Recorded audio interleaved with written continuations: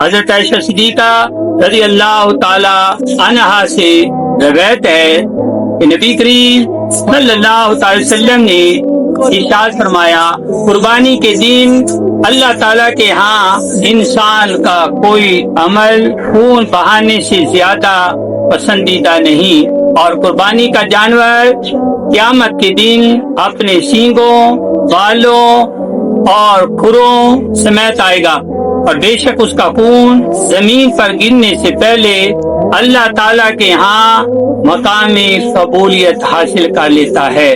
بس خوش دلی کے ساتھ قربانی کیا کرو۔ قربانی کا جانور کیسا ہونا چاہیے؟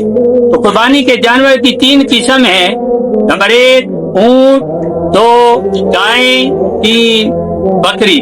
ہر قسم اس کی جتنی قسمیں ہیں سب داخل ہیں، نر اور مادہ، خصی اور غیر خصی، سب کا ایک حکم ہے، یعنی سب کی قربانی ہو سکتی ہے۔ بھینس گائے میں شمار ہوتی ہے، لہذا اس کی بھی قربانی ہو سکتی ہے۔ بھیڑ اور دمبا بکری میں داخل ہیں، ان کی بھی قربانی ہو سکتی ہے۔ قربانی کے جانور کی عمر اونٹ 5 سال کا، گائے 2 سال کی، بکرا 1 سال کا۔ اس سے کم عمر ہو تو قربانی جائز نہیں، زیادہ ہو تو جائز بلکہ افضل ہے۔ ہاں، دمبا یا بھیڑ کا 6 ماہ کا بچہ اگر اتنا بڑا ہو کہ دور سے دیکھنے میں سال بھر کا معلوم ہوتا ہو تو اس کی قربانی جائز ہے۔ سامعین محترم، اگر جانور میں یہ عیب پائے گئے تو ان کی قربانی جو ہے ناجائز ہے۔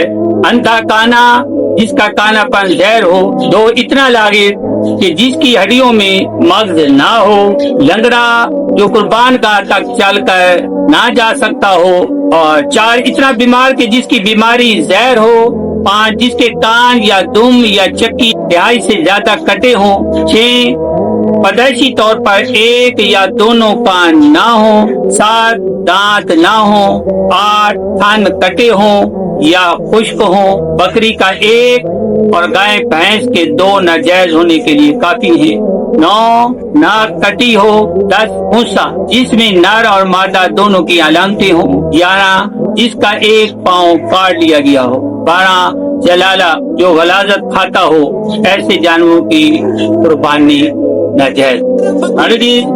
نہ تو اللہ کو ان قربانیوں کا گوشت پہنچتا ہے اور نہ ہی ان کا خون، مگر اسے تمہاری طرف سے تقویٰ پہنچتا ہے۔